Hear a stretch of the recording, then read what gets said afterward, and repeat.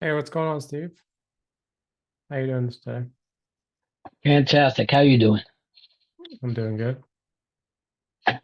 Let's see. Well, I'm not the only one showing up. No, I'm sure other people will join in a minute. How's your day going? Going good. Going good. Up in Georgia at the moment. Ah, Georgia. Nice place to be. Yeah, that's where the family's at. Just give me one moment while I get this set up.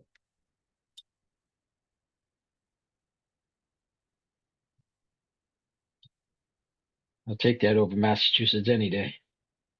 Oh, Massachusetts? Yeah, Yeah, rainy and chilly today. I've only been up there maybe like 3 or 4 times. I regretted it every time. Well, if you didn't come in summer, I can understand why. Yeah. All right, real quick. While everybody's joining in, let them take their time, whatever. I'm gonna go ahead and give some updates for everybody, just so everybody knows what's going on. Um, so first things first, so we're actually going to be having a lot more specialty people joining in on our lives. So, and while we're still going to be doing the live Q&A, general information, inquiries, whatever it may be, we're also going to be bringing on more specialty people, like we had the private money lending Zoom the other week. Um, we have a few people on board, whether they specialize in something like really specific, like wraps, or maybe they specialize in just wholesale, but a very unique version of that for creative finance. A lot of people focus maybe on like pre-foreclosures, and that'll kind of give some insight to other people that kind of are stuck. They don't know where to go, what to do in regards to like what topic or what avatar they should be when getting into real estate. So I want to create more of those Zooms for everybody in here. It'll give more education, as well as it's not just coming from me, because while I know most of this stuff, it is a lot more credible when somebody is that is their main focus. Um, so that's one of the things we plan on doing more and more. Um, another thing is I want to say that I'm proud of everybody that's closing deals using the CRM. We have so many people now that are doing that. I want to give a little shout out to everybody that is closing deals. And then also really proud of our support team so far. And I know this is more something for me internally, but I like everybody to know what's really going on. Uh, since we launched, we've maintained a 99% client retention, which is really, really good for a brand new SaaS. Typically, SaaS companies, when they first launch, it's, let's say, 50, 60, 70% in their first month. The next month, it drops down to like 30, 40%. So I'm really happy for that. I'm sure it has to do with the kind of community we have from people who are in the creative finance group and Jamil's group, Pace's group, wherever. Um, everybody's just amazing, and they understand that this is something they need, and or maybe that they just got it in for a really cheap price at the time. So we'll see how that goes. We got to be real with that. Who knows what's going to happen in the next coming months, but we'll make sure the support is top notch regardless. And then, so I do want to kind of notify everybody that our associate or affiliate program has officially launched. I know this is something that probably doesn't have, it's not really going to reflect a lot of people who are in real estate because they don't really care for it, but it is for all those specialty marketing people who like the recurring monthly revenue. We do have that up and running now. And that is located at the bottom of the website for access. Um, and then finally, now this is something I don't know if people want me to do this Zoom or not, but there's a lot of people that came to me and they specifically said, you know, I want to hire an entire acquisition team. Now, I kind of pushed them off for many reasons. One being they haven't fully utilized these systems, let alone they're probably not that experienced when it comes down to real estate. There may be a newbie, or maybe they've only closed one or two deals, and they say, "Oh, I want to hire 10 acquisition people and start running," which is cool. Um, Not gonna lie, I mean, I did that too. So I went ahead and set up 7 acquisition people and 3 disposition people right as I got started closing deals. So not saying that it's impossible, but at the same time, they were asking a system or a way that would help them hire acquisition people. So in the resources that I provided, the Google Drive link, how to hire commission only people, $0 out of pocket for an acquisition team, dispo team. It doesn't really matter. Follow up specialist. Um, I don't know if I'm going to be holding a Zoom, but it all depends on who's interested in something like that. So for those that are interested in me hosting a Zoom that's specifically towards how to hire $0 out of pocket, commission only, recruits for your particular acquisition team, let me know down below in the comments, and we'll see if we get enough traction, and we'll host a Zoom for that. It's not a short Zoom. It'll probably take a little bit longer, kind of deep dive into how to set up your marketing to even acquire those kind of people, as well as deep dive into the paperwork involved in making sure you're legally sound. And of course, the hiring, the onboarding, the scripting involved, and finally getting them on board to actually closing and managing them. So it might be probably something that, again, it just really depends if people want me to do that kind of Zoom. But we've had a few people mention it so far. Let's see. Give me one moment.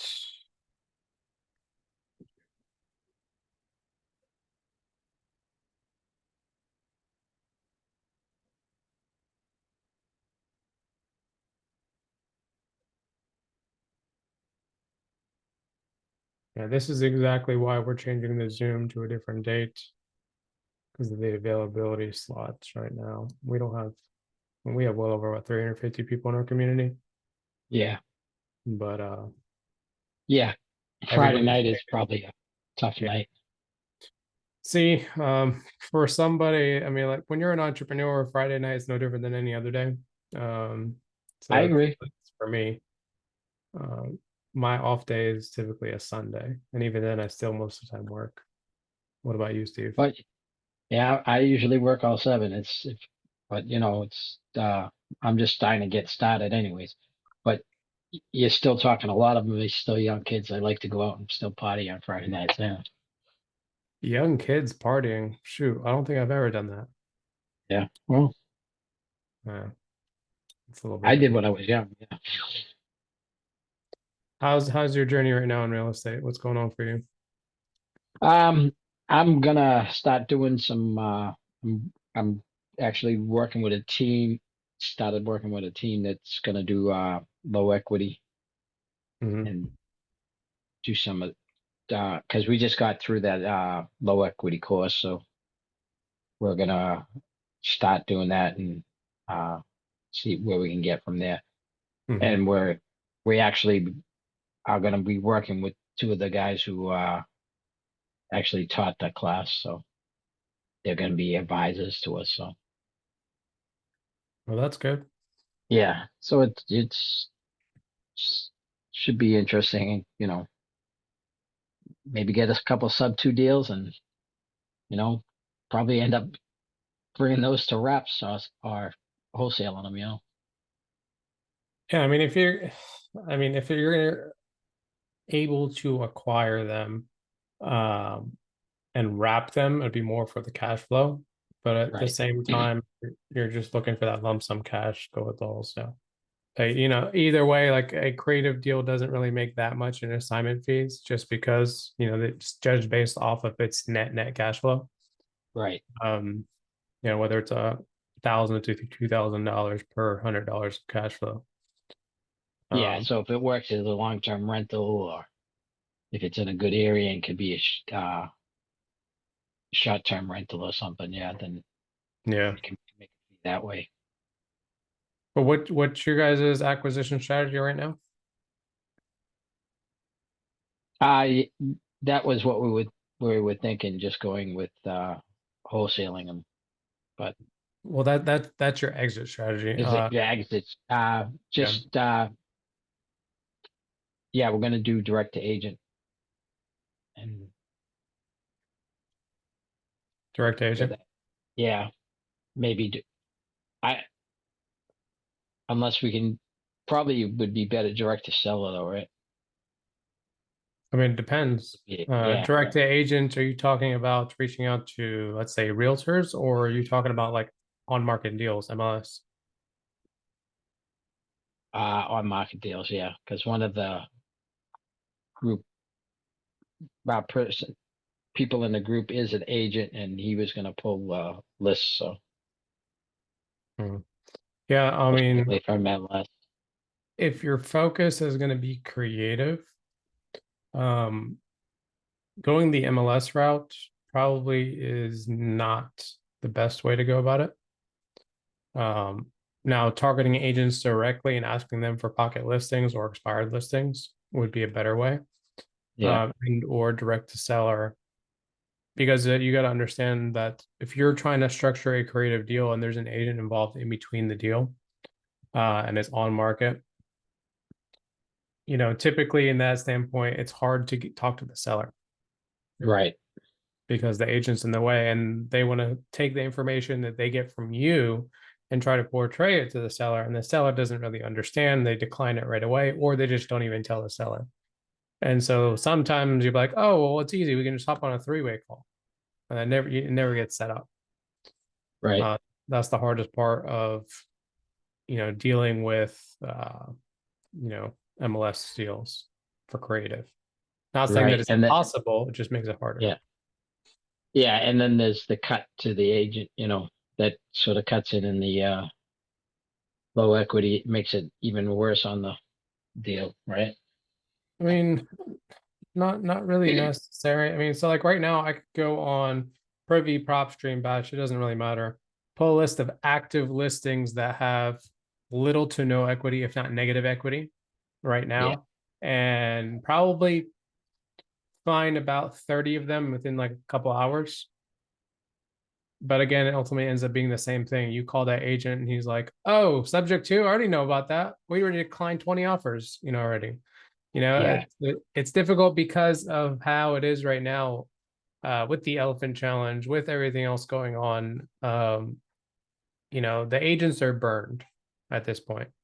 yeah, They already know what you're going to say because it has no equity. Like, they already know. Like, they're like, oh, stop listening to this Pace guy. It's like you don't even know Pace, but you're telling me this. Like, I mean, yeah, it's funny. It's funny. Um, and that just makes it harder and harder. When a year ago, we didn't actually have that problem. We could go and target MLS deals all day long and mention, some sort of creative finance deal, and they would not even know what subject to is. And here they still don't understand it. Like, don't get me wrong, they still don't understand what a subject to deal is or any type right. of creative finance deal. They just like, oh yeah, you're talking about that sub two thing. It's like they don't even know how to explain it, but it's like, well, we're not doing those. It's like you don't even know what it Yeah, is. yeah, and they're probably not even bringing it to the client, even if they Yeah, did understand. Yeah, exactly. And you could submit an official LOI and everything for an offer letter, offer email, and it still wouldn't get past the agent. So yeah. So probably expired listings probably easier way to go. expired is one way. Yeah, Um, and then of course, direct the seller. right. But you guys still haven't figured out, what strategy to go for. I know we've spoken multiple times over the last, couple of weeks or whatever. Um, what's holding you back from deep diving into it? Uh Probably a little bit of my fear of just calling people out off the cuff like that, but that's just me getting over it. So Hmm. I got to start taking action and just put it aside, and you know, Yeah, I mean, saying taking action is, one thing, right. but actually doing is another. I know Yeah, it's easier said than done. Um, but once you get into the flow of just, taking the action, taking that first step, just making that first call, it becomes a right. lot easier because the time it takes you to even take that action could be a couple of days, could be a couple of weeks, but the moment you get in, you're in. And it's hard to get out at that point. So just deep dive, pick up the phone one time, and see how it goes. At least, even if it went bad, what's the worst that happened? You talk to an agent or you talk to a seller, and Yeah, they're not gonna ever remember you again. It's like it yeah, doesn't really matter at that point. right. And so I, I probably wasn't getting the deal anyways because I, messed up on it anyhow. So Yeah, it is I'm what it is. not going to get every deal anyways. So Yeah, yeah. I mean, like, I just got to fight through them all. yeah, like I was on a seller call, but this is for a business today. We are talking to a pool company down here in Florida, and so they're not too big. Don't get me wrong, they'll hit about 3 million probably this year, but it's a smaller business, and we spoke for an hour. You know, and there's no right or wrong thing to say to someone as long as you are able to talk and build a rapport. It's like it doesn't really matter. I mean, you're going to ask the right questions along the way. Like just have some sort of like bullet point in front of you or on your notepad. Whatever you want to do, and you can do it on the phone, you can do it on the Zoom with these sellers, and you can do whatever you want. Like it doesn't really matter. Um, just have something that you can go by. And if you can go around or you make a mistake, just brush it over, and just continue going, you know, Right. but you'll be all right. Yeah. Yeah. Like I said, most of my, previous experiences, I've always only had to deal with people that, I'm calling because I have a problem with uh, a program or something. So, because that's what I was third shift operator, and I changed, yeah, I used to do change management. So, You did change management. Don't you know change management's like one of the hardest things to implement in a company? yeah, well, I was just the one who was promoting the changes and, you know, making sure that it went through Yeah, the I have to deal process. with the whiplash of people coming back at you because you did something that they didn't want to do. Yeah. Like that's Yeah. harder than talking to a seller. Yeah, it is. But I was doing it for a private company and it was only their software. So it was a little Mm, better, gotcha. Yeah. especially when it really was kind of messed up anyways. They were trying to go from their legacy system into DB2 at the time, and it was all messed up. Gotcha. Trying to go from BCM to DB2 and no real direction, so Yeah. Well, at least there's direction here. You know where you're going, you know. right. And the end goal is, wealth, whichever way you want to incorporate it, buying your own real estate or making money by wholesaling, it doesn't really matter. Like you still have some sort of goal, and that every single one of those goals require you to take action and, picking up the phone at the end of the day. Yeah. So just make that first step. Next live. I want to hear some sort of success or horrible horrific story, of what happened. Yeah. I got to call a wholesaler to going to take a look at a house that he's got for sale, and I was going to help him find a buyer for it. So I figured I'll take a look at it and see if it's even. I think his numbers are a little too high. Sounds like Might have to get 99% of wholesalers. Yeah, might have to get them to come down on their uh assignment. Yeah. Sometimes it's not just their assignment though. Like they'll lock it up too high. So Yeah, just evaluate the deal. Forget about what their assignment is at the moment. And then what you do with wholesalers or anybody pretty much, you just counter offer, right? Of what you seem that would be right. And if you're yeah, wholesaling yourself, then just let them know ahead of time that you plan on daisy chaining it or astro flipping it or whatever you want to call it. Just let them know in yeah, advance. yeah. I've already told them that. I've said, I don't think the deal's for me, but I have somebody who's interested. So Yeah, well, there you go. Just connect the dots at that point. yeah, because it's out in Western Massachusetts, and I can't see me doing driving 2 hours to try to do a flip. That's up yet, Yeah, you would need an entire infrastructure down there. right? Um, And I'm Unless not you ready plan for. on going. Yeah, it's difficult, Yeah, especially for other properties. Like even we have issues. Like this is why I have multiple partners in Florida. It's like one's down south, one's more towards central Florida, and it's easier to kind of maintain the projects that are close by. The moment we go out like somewhere like Miami, it's like almost impossible because we don't have anybody out there.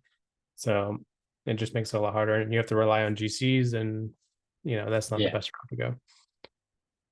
yeah. And you're doing high end flips too, so it's Yeah, I mean not too high, between 1 and 4 million. So there's ultra luxury out there in Florida.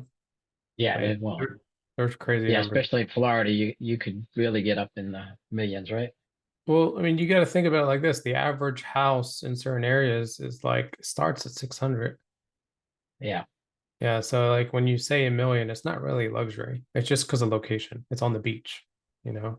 Right as it hits the beach, it's like 1.5 million to 2.5 million without even doing anything. If it has direct water access, it jumps to like 3.5. If it's like just a little bit bigger, then now you're hitting 4 or 5. It's like you didn't really do anything. I mean, materials are still really the same. right. I mean, there is a little bump in material costs, of course, but it's a 2,000 Yeah, square foot house is a 2,000 square foot house, whether inland yeah. or on the water. It just the ARV increases dramatically. So And you're not using Home Depot materials.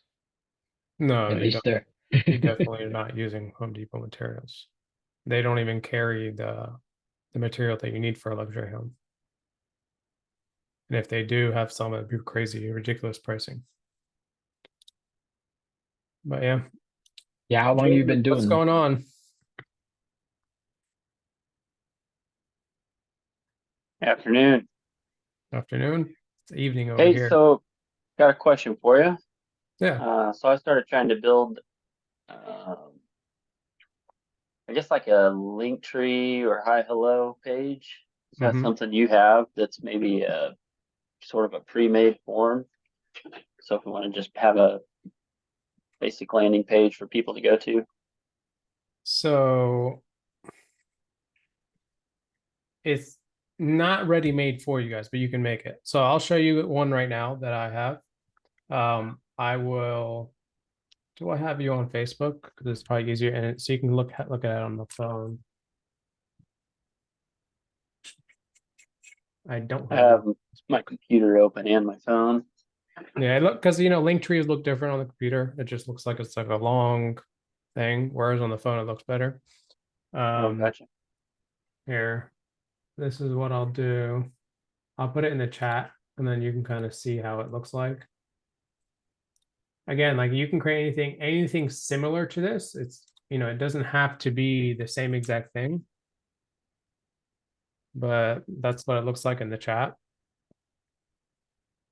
Um, just so you can kind of get an idea. Like this is mine. This is how I created it in the system. And there is templates inside of BILT. So if you're going to the 1,000+ templates of websites, you'll be able to type in the search link tree and you'll be able to get something similar uh, to this one. Does that open up on your end? Yeah.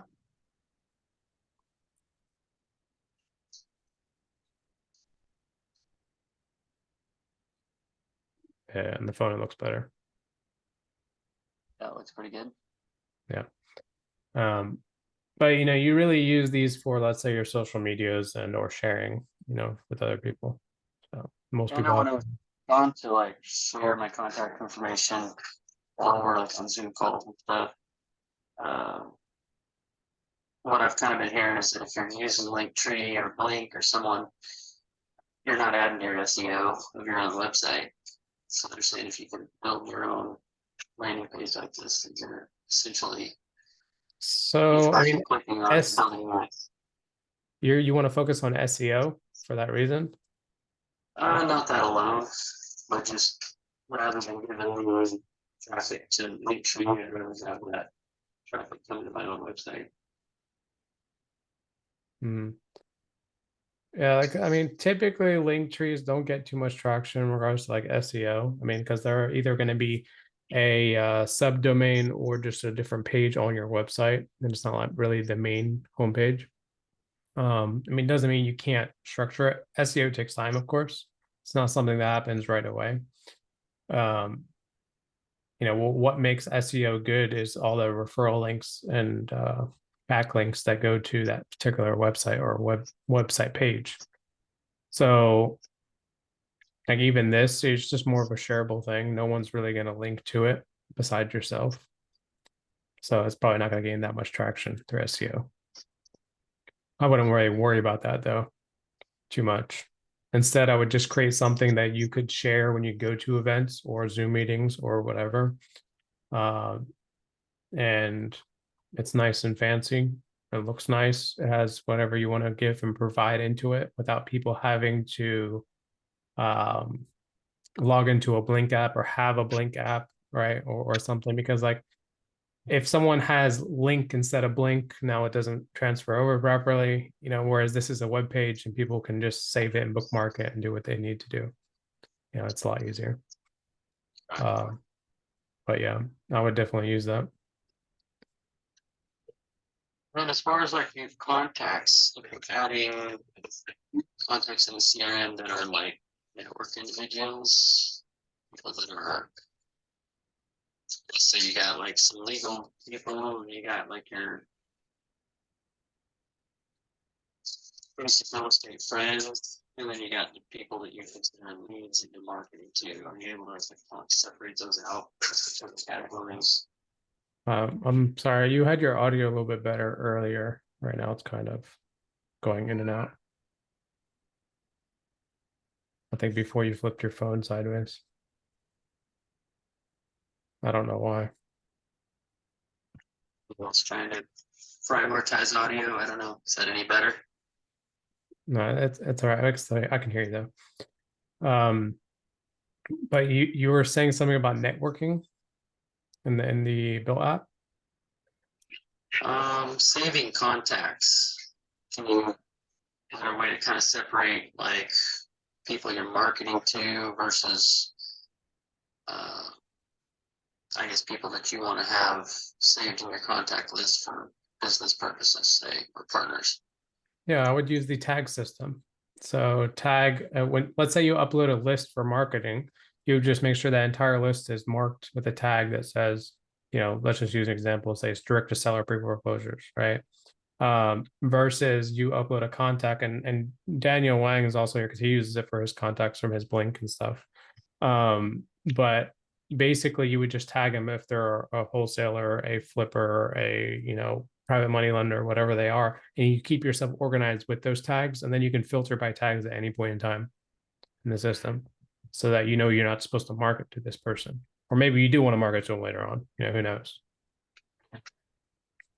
But realistically, the tagging system is the most powerful thing in the system for organizing contacts, because you can upload millions of contacts in here, no problem. It's not even going to drag the system down.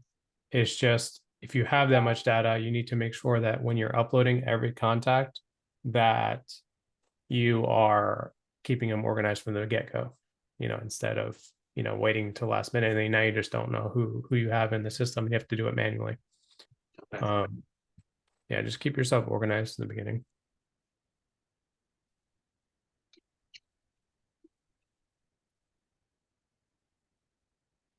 Any other questions?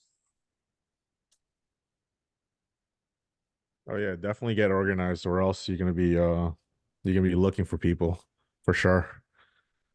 Just yeah, make it a priority. Just tag every time you get made a contact, just tag somebody, like immediately, or else you'll forget. Yeah, I guess the tag system would make sense. I assume you can assign multiple tags probably for different contacts. Like for mine, I have like Flipper, Realtor, Sub two, Gator, multifamily, single family, stuff like that. So like I can just pull up like just on the filter. For example, I'll type up Realtor, Texas, and then all the realtors from Texas pop up. And then I can just, target them directly. Yeah, because like let's say like in Daniel's case, he took Realtor Texas. He can literally upload them immediately to a campaign and blast them if he wanted to with a certain message or an email campaign or whatever it was. Makes sense. So like if you got a buyer, he buys in 5 states, you could have him tagged for the 5 states he buys in. Yeah. That's how Or you you can do Sub two, Flipper, single family, Texas, and you just type up all the filters, and then that person will pop up, or the people, they'll pop up. Okay. there's no right or wrong way to do it, Jaden. You just keep yourself organized in a system that works for you, and you'll get better and better at it the more you use it. Sounds good. Yeah. I wouldn't try to make it too overcomplicated in the beginning. Keep it simple. It's easier. Yeah. I definitely want to keep it organized from the beginning because I've gone through that process before where you didn't start out organized and then it just becomes chaos. Yeah, it does. It definitely does become chaos. I mean, right as you get above, I don't know, let's just say 10,000 contacts, it kind of gets unorganized. If you're not. So, I mean, you think right now you don't have that many contacts, but the more data you pull, the more data you upload, the more you market, you'll get to 1 million in a year without even realizing it. So, especially if you go to like direct to seller route or direct to agent route,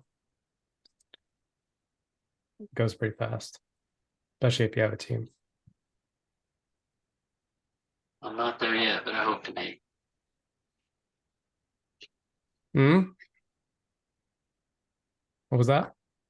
I'm not there yet, but I'm open to be. Oh yeah, yeah. You'll get there. You'll get there. I mean, that's the whole point, right? You're just getting started out. Like no one expects you to have thousands and thousands of contacts right this second, but you'll get there and you will build a strong network of people that you deal with all the time and can market deals to and or buy deals from, or just do deals with them. But yeah. What's going on, Daniel? Nothing. Just figure I crashed the built webinar or the meetup, whatever you got going on here. Crash the live. Yeah, you're always welcome in here. There's no such thing as crashing. Oh, try to help out, see if anybody got, need help or anything. Just I had meetings back to back today, so Oh, yeah, so did always I. connecting, always talking to people, always try to bring value to everybody who I talk to, right? So my main goal is the number one question I always ask is, how can I scale you? What are you looking for?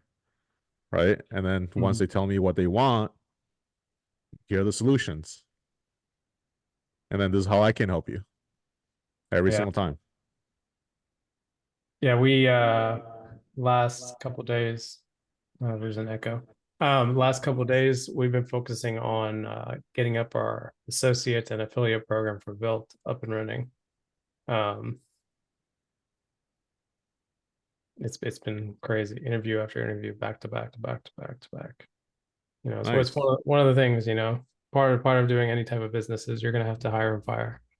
Like Hmm. that's the least favorite thing to do, but it's got to be done to Right. grow a business, which we've had super success with it so far. So we got quite a few people now. It's only going to keep increasing, which is one of the I was talking to Steve earlier. Like people reached out to me and they want to know how to hire an acquisition team. commission only. They want to get going. They want to hire 10 people. It's like, well, you don't have the infrastructure to handle it first. Right. It's like, yeah, sure, you got a system now. You got BILT CRM, but do you really know how to use it? Right. How are you going to manage? And because now you got to basically get off the phones, and manage them, and it's like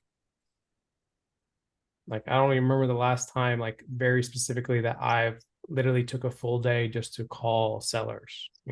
Like that's not my thing anymore. Like Yeah. you have teams for that,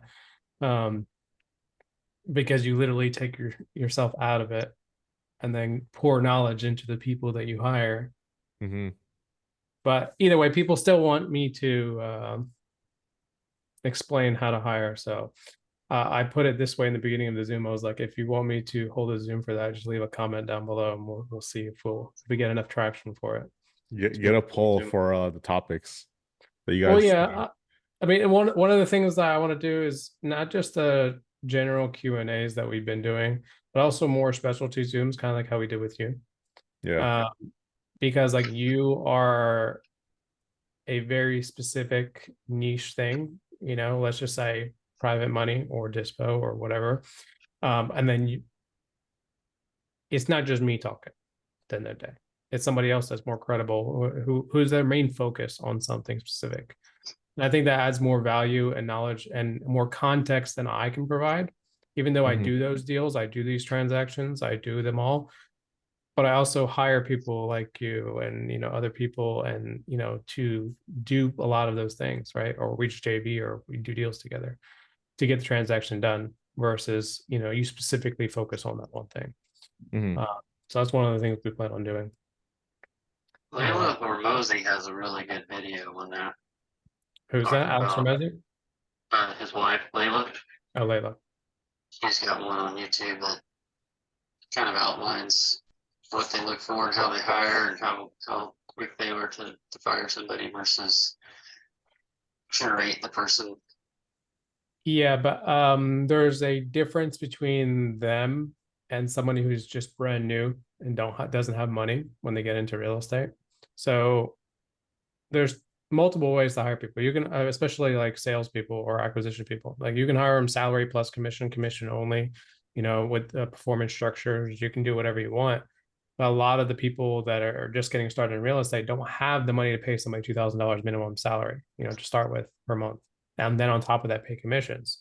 So a lot of them want the commission only recruits, which means you got to train them a lot more and fire a lot more than what you would do following Layla's video. Um, it's a different model. It's a different model of acquiring employees and managing employees now. It's completely different. All 1099, all contractor, um, recruits, and it's a lot tougher. It's not as easy as people think it is. But at the same time, if the moment you get somebody that's good, I mean, one of the reasons why I do commission only is because I'm not paying you salary until you're there for at least 3 months and you at least prove yourself. Like, I'm sorry, because like I can hire 100 of you tomorrow, Yeah. literally. That makes sense. And I can make an Indeed post and get 500 people apply to a post within the first 24 hours and put them all on a group Zoom and then filter them out and get 10 people, Or just make a post literally on that easy. the free creative group. You'll get plenty there. Yeah. You get 1,000 quick. Yeah, but like you hire 10, you fire 7, you keep 3, you hire another, 10, you keep another 2, and you keep going like that. And then the guy that learned how to acquire properties doesn't want to work for you anymore. So he goes and starts his own wholesale business. And then, you got to keep doing that. So why should I pay somebody salary who's not going to stick? Yeah. Yeah. So, Makes sense. we'll leave that for another, actually deeping dive into that if people are interested. So just Yeah, leave a sounds comment good. below if you really want me to deep dive into that. But I'd be up there's for it. one question that I always ask, right? In order for me to kind of spend time and work with somebody. I always ask the questions like, how bad do you want this? Like, what do you got going on in your life? Like, is your back against the wall? You want it so bad that you'll be on cold calling for 24 hours just to get a deal done, right? I want to work with those people, right? The ones that have it like they're too comfortable. Like, it's like, yeah, you guys are not cut out for this. I've seen it though. Even people who hit rock bottom, you tell them that, and they're like, "Then I don't get any time for myself." What do you mean time for yourself? You're broke. You don't need time for yourself. You need to get Right. out, actually do something. Yeah. Eat, breathe, sleep, cold calling. Yeah. Or whatever type of marketing strategy you want to do. Just do it and do it and Right. don't stop until you get a deal. Because here's the reality. If you cold call every single day for a month, I guarantee you're gonna get a deal. It's like you're just Yeah. doing the repetition. There's a conversion rate for every deal. Yeah. You know, it's like, how many people do I got to call right now to get a deal? Well, okay, figure it out. And then just hit the numbers. Or if it's SMS, hit the numbers. If it's email marketing, hit the numbers. I mean, that's all it really is at the It's end a of the day. numbers game. Yeah. If your specialty is cold calling and you prefer that over texting, then do that. If you prefer texting over email, then do that. If you prefer door knocking, do that. Your avatar really determines that, but who you are as a person. Like, I'd Just take rather, yeah, just take just take action. action. Yeah. Yeah. I mean, I'd rather just be behind a computer and, never talk to somebody ever and just rely on, internet marketing, but that doesn't work for real estate too much. Relationships. Yeah. You need relationships. You need to be talking to people. You text them, you must blast text them, then you still got to pick up the phone and call them. At least at that point, you built some sort of rapport and it wasn't a cold call. Yeah. So it's a little bit different. But that's usually the toughest part for people. It's like, I'm brand new and never done a deal before. What should I do? Pick something. Pick something that's more towards your personality, and then just do it. Don't overthink it. Just do it. When you got in, Daniel Wang, into real estate, did you think that you were going to be doing all what you're doing right now? Hell no. What did you think you were doing back there? You were just going to wholesale? No, I wasn't even wholesaling. I literally just bought something just to make cash flow from a rental. And I did so many of those that I ran out of money. So I had to go figure out how to get more deals and more OPM. Yeah. That's where I ended up today. I didn't come from wholesale, but I had to learn how to do wholesale and deal with wholesalers in order to get more deals from them, right? Because when you bought MLS, when you're brand new, all you think about is going on Zillow and trying to buy a property, but those properties just don't work.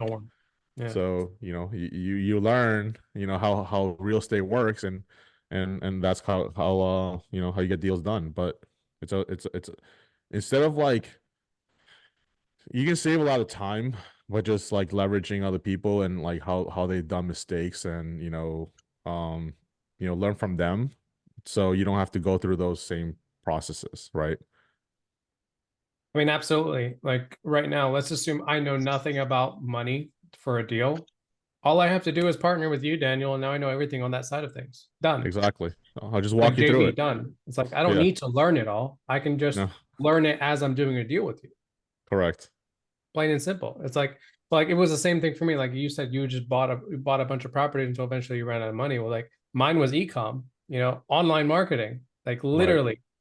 Why did I get into real estate? It's because I didn't want to pay the government. Yeah. Like then I start buying properties. I'm like, oh shit, now I can make more money here.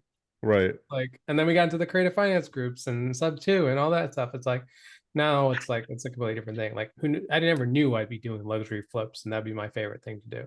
I never knew Yeah. I'd have a SaaS company like this. Like it wasn't a thought back then. It Yeah. was, how can I not pay the government? Yeah. You know? And that's usually how it is. Like, but here's the thing, nowadays we have so many new people that already know because they see Pace's videos, they see everybody else's Right. videos, whether it's yours, mine, Pace, Jamil's, it doesn't really matter. Like, it doesn't matter how big the creator is. They say, oh, they're doing this. We didn't have that stuff back then. We No, really didn't. hell There wasn't a no. Pace 3-4 years ago. Nope. Back in 2015, nothing, just bigger pockets. That's the only thing I learned from. Yeah, but back then also, who listened to podcasts that much? No, not many. Now Nothing. it's a lot No, I more. mean, yeah, I mean, I learned by just listening to the Bigger Pockets podcast initially. Yeah. And I literally went from 1 to episode 200 on 2x speed. I'm like, I try to absorb as much information as possible. And then I got bored. I'm like, okay, this is all the same thing. I'm like, I'm not learning anything special here. Yeah, because it gets to the point where it's repetitive. I mean, it's the same thing if you go to, anybody's videos nowadays, Yeah, right? it's all the Very same. few, far in between, you'll find something new. Right. Here's like one golden nugget. Well, I'll give you guys a really good example. If you guys watch Pace's videos on YouTube, I don't know if you guys are all in sub 2 or not, but if you watch, you are? Yeah. So if you watch Pace's videos on YouTube, they're all nice and a lot more marketable, a lot of more, broad information. Cool, Wes. And then the moment you get into sub 2, it's a lot more technical, it's a lot more harsh, like Pace can be an asshole sometimes. But like that's why we love them. But like in the eyes of the public, on the YouTube, on the thing like that, it's all nice and awesome, sunshine and rainbows. But the reality is, like, you get in, it's like talking about sub 2, and we all know that every deal is not called the sub 2. Right. We know the paperwork's different, but it's easier on the general public to say that it's sub 2. And so like general information is cool, the free information is cool, but like typically once you get inside, communities where you really, learn and network and find all the bullshit hiding everywhere, pretty much. The skeletons in the closet of what really happens in a bad sub too. What really happens in a bad sub 2? Oh shit, they have arrears? What's that? Oh my God. This is Fannie Mae. They don't really allow like sub 2s, and they're gonna get you every single time they do on sale. Oh, let's Yeah. let's fix the paperwork. We didn't do the paperwork properly because we followed a YouTube video. And so it's like there's a lot of things involved. It's I like, seen a 1-page purchase and sale agreement sub 2 contract oh, don't get, I've seen from a those too. wholesaler. I mean, think of it like this. Think it realistically. It is a set of instructions for the escrow or attorney, Right. to process paperwork. Okay. So if that agent, that escrow officer, or that attorney understands sub 2, they don't really have to read it. They'll know how to do the paperwork regardless. Right. But most of the time, these title companies and attorneys don't really understand. So that's why we need the 20 freaking page, Right. document to set proper expectations. Right. But technically, you can go write on a piece of paper, I'm buying this house subject to, and send it to your favorite title rep, and she'll know Right. exactly what to do with it. Yeah. But nobody really, I think thinks I about. start collecting like bad purchase and sale agreements and just like keeping a stack of them and like, hey, these are examples of bad sub 2 deals not to do. That would be funny. Yeah. Yeah, let's do a collage of them. Yeah, or On your like social bad media. deal structure. They'll be funny to stack them up. Yeah. Mm-mm-mm-mm-mm. Shouldn't be too hard to find a whole bunch of those, right? Oh, I don't think they're hard to find. I mean, That's what I'm you're saying. basically, yeah. I Just mean, be all like, you I have to buy do is sub go 2 to every deals. single wholesaler that says they got a sub 2 deal, and 50% of them will pretty much be that way. Yep, exactly. They're not using, the proper paperwork. Let's just go with that. Yeah. I mean, it is what it is, though. I mean, it's the same thing. It's like you go and look at a cash deal that a wholesaler sends you, and you're a fiction flipper, and you're like 99% of these deals are crap. You Right. know, Yeah. forget the paperwork. The deal just wasn't evaluated properly. But Or I'm just surprised that it made it through that far to the title company and they actually took it in. Right. well, I mean, the title company will take it even if you write down on a napkin and send it in. Right. Like Yeah. they'll take that. Like as long as it has signatures from both parties, they'll take it. Right. Hell, you could literally write an email and saying, "Hey, I'm buying this company. I CC'd the seller, or I'm buying this property. I CC'd the seller. Can you please do the paperwork for me?" And they'll take it from there. They'll generate their own agreement. Right. Like realistically, like there's no right or wrong way to do it. Daniel, you've taken promissory notes and Right. deed of trusts and all this stuff, and you'll notice certain title companies will be like, "Oh, I don't need your version of deed of trust. I have my own. Yeah, it happens. That Like, I happens. prefer this version." I'm like, "Okay, just make sure it's right." You Yeah, know, I'm paying that's you all. I mean, for insurance it's for that I reason. mean, well, the in-house attorney goes through it. That's why, but it's Yeah, fine. yeah, it's fine. Like I don't need it. Just send me your you know, agreement, quote unquote, instructions, and we'll take care of it. Hmm. Yep. Yeah. But really the paperwork is really just so in case the seller backs out, in case the JV goes wrong, in case, you at least have some sort of backup plan. Um, like doing some sort of memorandum or whatever. But you know, at the end of the day, like we just need to do our own due diligence and make sure those are the actual deals, and then continue doing more deals and learn from your mistakes and everybody else's mistakes. So the fastest way to do that is just to partner and JV with each other. But yeah, how's have people been reaching out to you for deals, Daniel? From Built, Yeah. I have not seen any. Oh, So I really? don't. Yeah, no, nothing across that part. But I'm using it for my own forms. I'm still transitioning. So like whatever new deals I get, I just send them that new form, and then it goes through that. Mm-hmm. Yeah, so it's gonna be a little transitional process, but it's working. I mean, it's pretty smooth. Everything, pass a lot more than taking deals. So, it's- Well, that's the nature of the game, right? yeah, yeah, I mean, part of doing business is saying no. yeah. That deal I sent you, workout, Which one? Oh, the from the. Rob, Randy Hood, Did you submit Colorado. it through there or no? I gave him the thing. He was supposed to submit it. Oh, okay, I okay, gave him yeah. the link. You know what we should do? Add Mo, add a section where who the deal came from, like a referral, so I know like who sent it to that lender. That would help too. I'll write that down. Yeah, we can probably add that. That'll help because like sometimes like somebody submits it, but I didn't know who it came from, so that'll help me. Okay. Yeah, because like right Yeah. now it's hard to differentiate whether it came from Built or it came from, let's say your own, Right. Yeah. pipeline, or if it came from a referral from some other company. Like Right. it's hard to differentiate, but we'll fix that. Okay. That's not the end of the world right this Yeah, second. that's not easy But I'll fix. but I'll make sure that's in your thing. That's what we're here to do. Actually, I might have another one for you. I have a woman who's buying a Airbnb in Bali. If you're interested. Airbnb in Bali. Yeah. Is it? Oh, well, it's probably somebody I know. They're in sub two, aren't they? Uh, yeah, she's in sub two. Yeah, I know who it is. Becky Ta. No, okay, it's not the same person, but it's another person. But they're also there on Airbnbs. I didn't, you I could mean, do maybe they're buying it together. I don't know, but I don't want to put out the name because I don't have permission, great creative confidentiality. deals in Bali.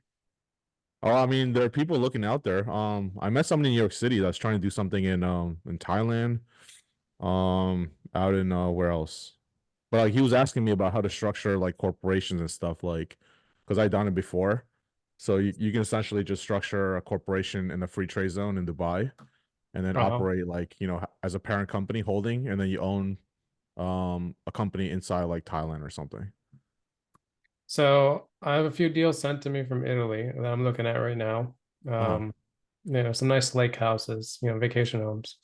Um, I'm still worried about, of course, Right. structuring the deals all the way over there, let alone the Right. paperwork. So, well, that's Right. another conversation between me and you later. Yeah, yeah, okay. We're good. Yeah, because Okay, they're plus cheap this as hell is over there. recorded too, so Yeah, yeah. Yeah, I mean, like they're cheap as hell over there to begin with. Like, honestly, yeah, we could buy them cash, but like, not if I'm gonna buy for a vacation home, might as well, the less entry fee, the better. But exactly. Sell finance. yeah, seller finance it. I'm sure the paper Italy is very pretty easy. similar. Everybody's very flexible. Yeah, Yeah. but me and David were looking at some nice Italian houses, huge houses on the lakes, on Mhm. the like facing the water. It's like Yeah. you can't find those houses here, not for No, that no, price, not for like 150 grand. no. No way. No.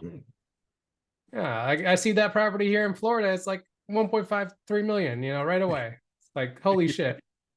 I'm sure up in was it Jersey where you're at, Yeah, Daniel? same They're thing. probably expensive too. Yeah, Well, switching the water. yeah. Like I'm you right. can't even I'm get like one 10 minutes place. from the beach.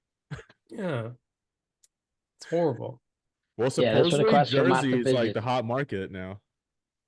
Yeah, Luxury flips is it's a lot of that going on. yeah, but it's not really luxury. It's just really location.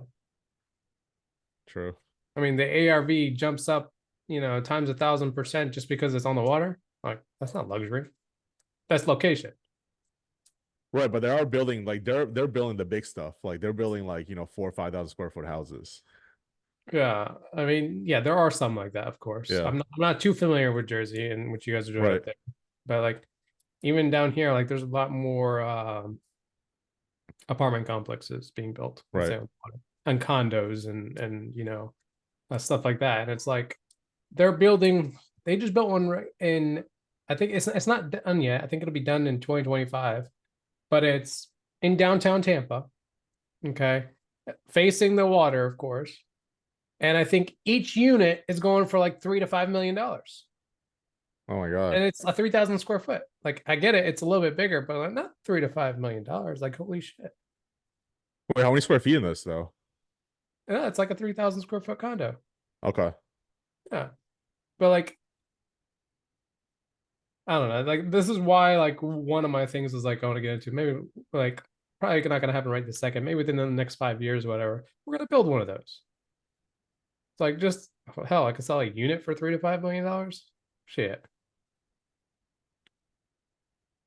So who knows? We're gonna need your financing for that, Daniel, when the time comes. Oh, we can figure that out. Yeah, we're gonna need about probably somewhere around the realm of $100 million. When that time We can comes. figure that out. No problem. Yeah. But I yeah, I'm working on some like bigger stuff too, like potential funding of like 50 million upwards. Um, it's like condos, like kind of like it's part of seller financing structure, seller carry with like bringing in lenders. Interesting stuff. So I'll kind of document it once it's all like you're talking locked up. about like an entire complex of condos. It'll be part condo, part hotel, part retail. So I just passed up on a deal. It was in little north of Fort Myers. I forget. I already forgot the name. But it was like 30 acres, and they already had a bigger house on closer to the water. Um, and then a guest house as well. But 30 acres, they were trying to sell it for $5 million. It would cost us, let's say, 13 million to develop 20 something houses on there. They didn't agree because of, a $500,000 difference, unfortunately. But it was literally $13 million funded, and you net out there probably like 10 million.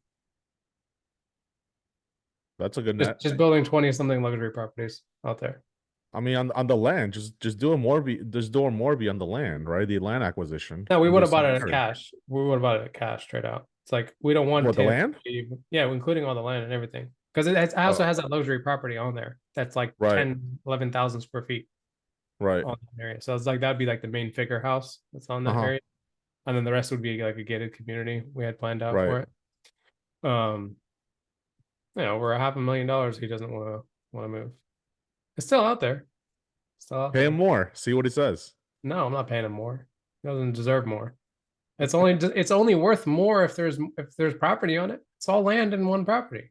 No, what I'm saying is have him finance you for the land while you're building it, and then you pay him more that way. Why not? He's already sitting We've on it for a long time. we've literally been discussing with this person for the last 4 months. No Maybe he problem. needs a friendly face to talk to him. Appreciate it. Maybe. So we had all the financing ready and everything for Uh-huh. the entire acquisition and renovation and development and everything.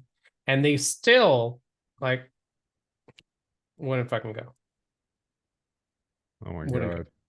Yeah. Because like I have to like before even we have to do land soil testing multiple times for it because portion of it that's on the water, of course, has a bunch of trees and all this other stuff. It's like that's a lot of headache. It's not just, easy, clear the trees and just build. You got to do soil testing and make sure that everything is good. And then when you clear it, you got to do it again.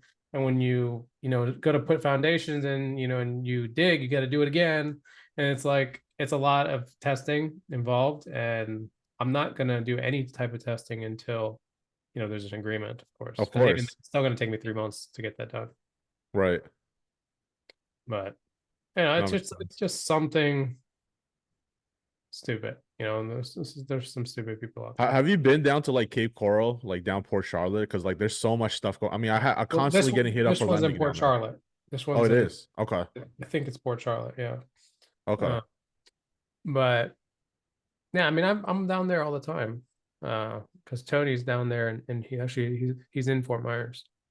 Oh, So okay. Okay. yeah, but it's only like because I stay up in Tampa when I go down. Right now I'm in Georgia, Right.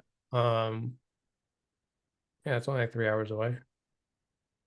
So we stop by the other property. Yeah, there's a lot of lending opportunities down there that, I mean, their numbers are not, I mean, You they're got to not be bringing me careful good though. numbers. You got to be Yeah. careful with the properties down there because the few and Yeah. 50% rule, you can't just go and renovate a property. You have to demo it and rebuild from scratch 11 No, feet. I know. I know. Right?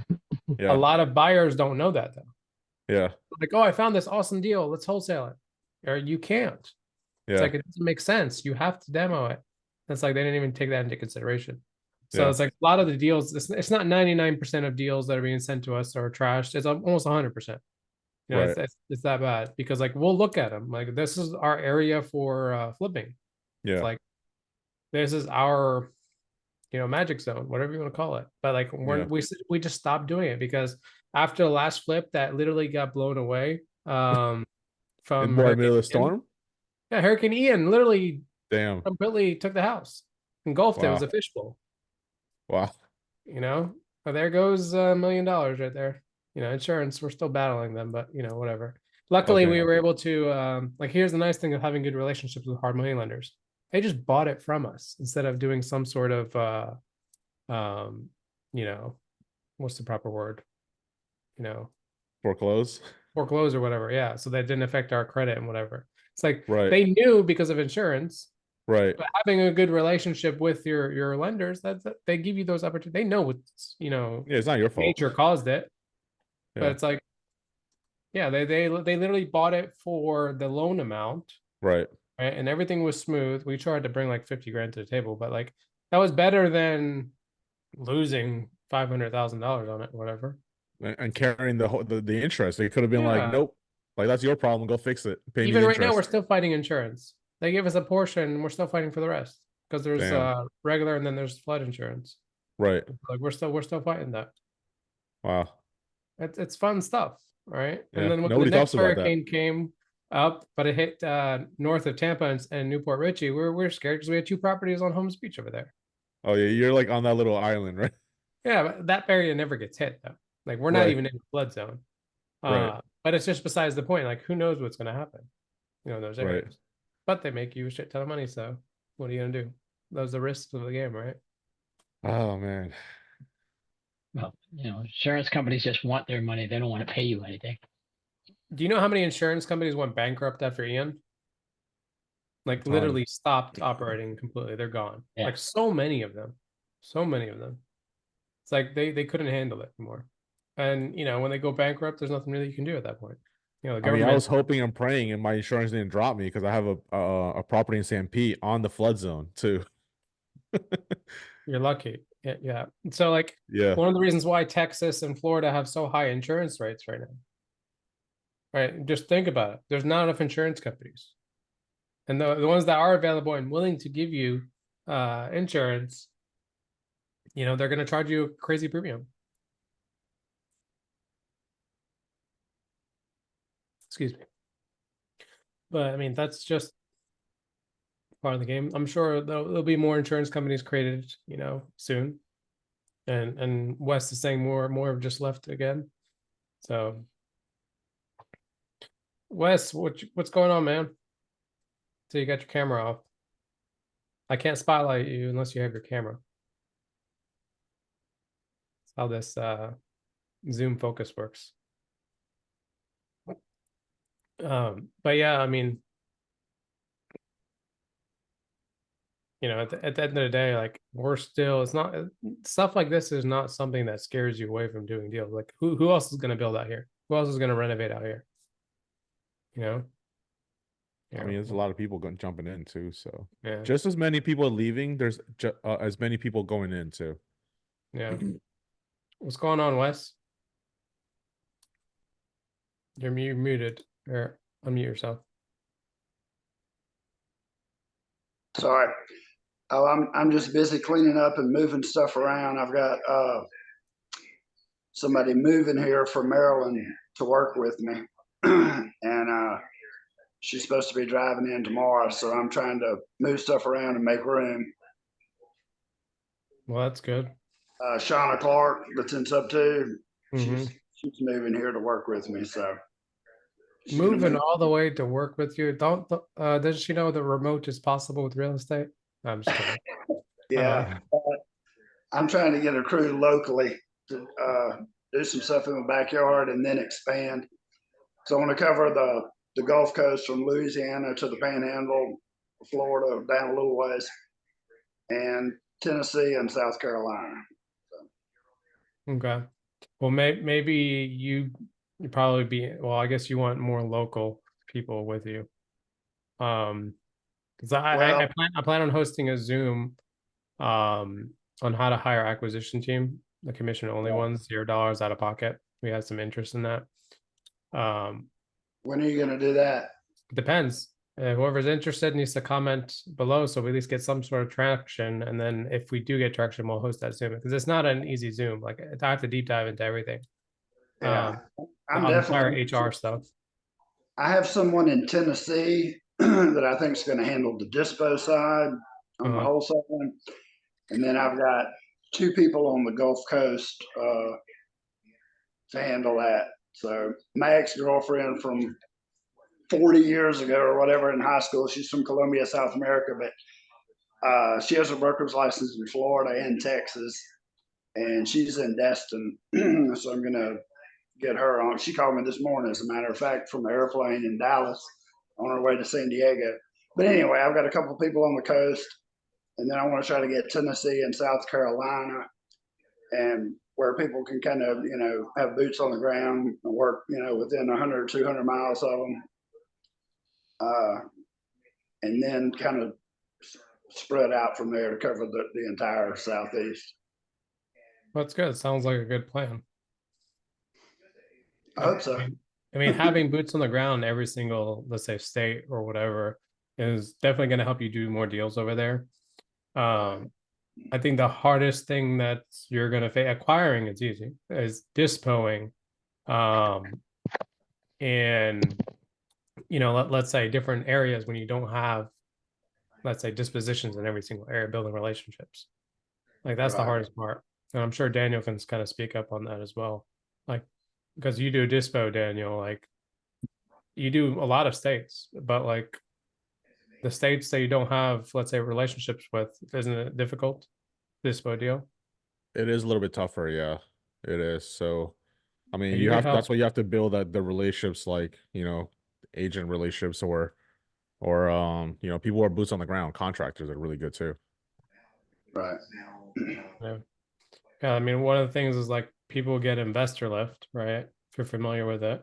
And they'll get the maximum plan, was it not the lieutenant, the cartel mode. And they'll get a million something, contacts, but if you still didn't build any relationships with them, you expect to mass blast them a deal, and you're not going to get anywhere. It doesn't really matter. Mhm. It's that relationship that moves the deal. And so, like you say, you get one dispo person. You said she's in Tennessee or Texas. Tennessee, it's like, is she going to be able to network for all this states that you plan on targeting as well? So like, if she was focusing on dispo, honestly, I would hire another VA underneath her, just a VA to prospect buyers and then push all the interested ones to her, so she has less time having stupid conversations and more, actual conversations with buyers. Like that's what I did. Yeah, because you don't want her cold calling buyers. You probably don't want that. No.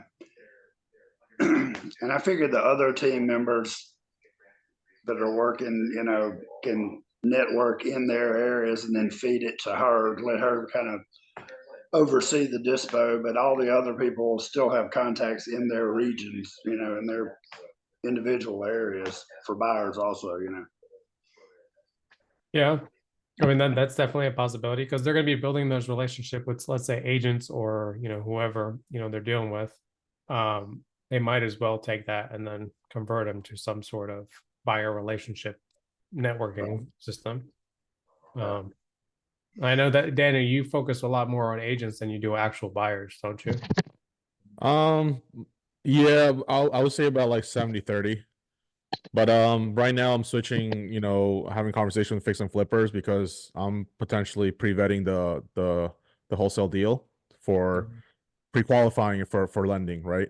And so that Yeah. way that whenever I bring a deal to a fix and flipper, they're ready for funding. And so all they got to say is yes or no. Yeah, that makes it so much easier. Yeah. I mean, So Wes, if you're like out in Texas, you know, you can, you know, I have buyers out there, agents that I push it out to.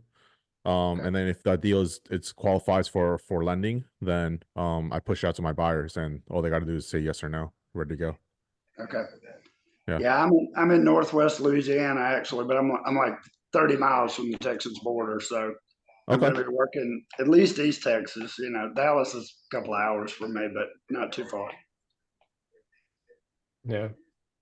I mean, at the end of the day, like, it doesn't matter how many acquisition people and dispo people you have. Like, it really doesn't matter. It really matters about how many relationships are being built.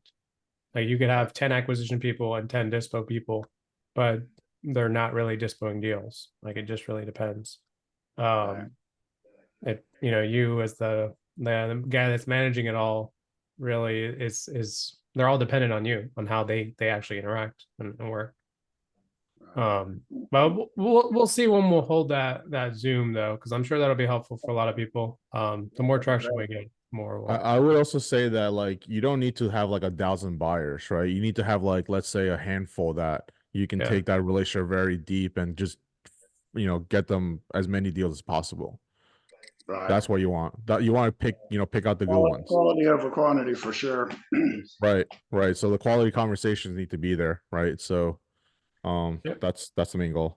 I mean, I can give a really good example. I hate building buyers in Jacksonville, Florida. I guess Florida is like multiple states, but I mean, I just don't like dealing with the people over there in general. And so it's like one of our strategies was to deal with New Western. Okay, if you're familiar with them. New Western is kind of, yeah, everybody is, but build a relationship with not the regular salesperson that's there. You build a relationship with the head person of that department in that particular area. And I mean, sure, you could sell it to a wholesaler, let's say a cash deal, and make, I don't know, 30K, 20K, whatever. You might make a little bit less with New Western, but at least you know that they're actually going to close, whether they double close or they buy themselves. But a lot of the times they actually buy deals themselves in Florida, unlike other states. So like I know they operate also in Tennessee, Memphis. They don't actually buy in Memphis. They always double close those deals, always to another end buyer. Versus in Florida, I know for a fact that they buy at least 50% of my deals. Right. It's like also just really determining, like, because that branch head, that branch person that owns that part of the franchise, he wants to grow his portfolio too. Right. And so a lot of people are discouraged of going to like New Western. Like, I wouldn't really suggest what's the other one that Jamil has? Keighley? Like, yeah, Keighley has never worked for me. Like, it never. And in that one state, I've tried them in every single state. That never worked for me because they also double close everything, right? And they astro flip it or whatever you want to call it. At the end of the day, they don't even have a location around here, so I don't ever deal with them. Yeah. I mean, they're getting everywhere though. But they also want to buy super, super low from you. And it's like, that doesn't work for any deal. And here's the thing, like a lot of newer people will go to someone like them and be like, oh, you need to lock up a deal 50% of ARV. But that's not the reality. You can lock up a deal at 70% of ARV and move it as a rental, right? A lot of people don't even think that way. And there's a lot more deals that can move.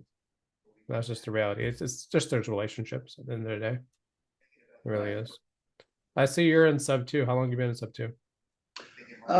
Since July. Oh, so you're still new. Yeah. Yeah, I used to be a broker and I owned some rentals and did a few fix and flips and all that a long time ago. But then I was played tournament poker professionally for quite a few years. So I'm just now Okay. getting back into real estate. Why'd you stop playing poker? I don't know, really. I mean, I'm still playing a little bit. I just got kind of burned out again. I don't know. It's kind of got the itch to get back into real estate. I don't know why. And I play poker for fun, but I've never been to tournaments and stuff. Well, No, I'm not a that's gambler, another so thing. There are 5 or 6 casinos here in Shreveport. Only a couple of them have poker rooms, but that's another thing. I started playing cash game a lot more instead of tournament, just to improve my cash game because they're very, very different. mhm. But anyway, I got to where now, even when there's a tournament going on, I just keep playing cash games. So I enjoy it more. I'm a better tournament player, but I enjoy cash game more. So Yeah. Yeah, again, I still don't think I could be in a tournament just because like that would require me to sit down for a really long time, and I'm not that kind of person. patience. Patient. I mean, Yeah. really, that's a large part of tournament play. I mean, it's more complicated because you have a lot more variables with the blinds going up and all that kind of stuff. It's a lot more complicated. Most cash players aren't very good at tournament, but uh, the tighter you play, the better you're going to do. That's really all it comes down to in tournament players in games is just playing really, really tight and waiting for your shot at the end. Hope you get lucky. Yeah. So you got back into real estate back in July. Yeah. Um, And I couldn't do anything for several months. I had to go to MD Anderson and have surgery on my vocal cords. So they called me. I was going to wait and call. I was planning on signing up anyway, but I was going to wait until after my surgery. But they called me one day, and I didn't want to be the guy that doesn't take action. So I went ahead and signed up. But I couldn't call sellers or anything because I really just could not talk for a yeah. couple of months. It got progressively worse. I mean, I just couldn't talk at all for a few months until my surgery. So I just, soaked up content. It's about all I could do. Yeah, but at least so you already had previous experience in real estate. You know, maybe it was more on the traditional route and not too much the creative back then. But like, how was the difference when you actually got into creative? Like how, like I know you soaked up a lot of knowledge in the beginning, but when you actually started taking action, you know, when you're physically able to, like, was there a significant change in the way you thought about doing real estate at that time? Not a lot because I looked at it. I wasn't just doing open houses and selling out. I was looking at investment stuff always Mhm. back then, and I did a lot of work with a friend of mine who's as a matter of fact, he called me this afternoon too.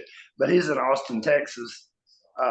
But he's from my hometown. Grew up with him, and he's been doing investment stuff for I don't know 30+ years.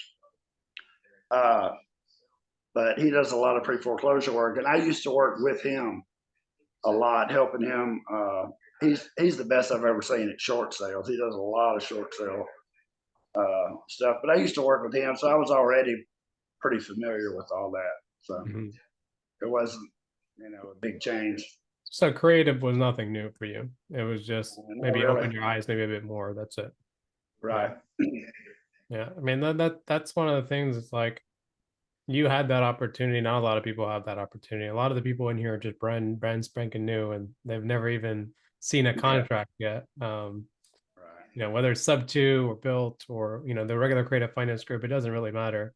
Um, like you already know what's going. You already know what works. It only just took taking the action. That's like getting back into it after playing poker for years. So, Yeah.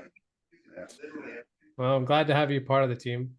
Um, Thank you. Glad to be here. Yeah. Are you using our system as well? I'm not. As a matter of fact, uh, I didn't find out about it or you or whatever until like, I think it was like 2 days after you did the basically free intro deal. And I'm getting a new computer system. Like I say, Shauna's moving here this weekend. Hmm. And I'm like just kind of getting everything together. So I don't have it yet. But I didn't find out about it until like right after you launched. Yeah, for the sub 2 members, it's still $10, by the way. Okay. So yeah, it's only for sub 2 like that. Just DM me or something and I'll get it for you. Coupon Okay. code. Like Okay. at the end of the day, like sub 2 gave us so much, so we're only giving back to the community at this point.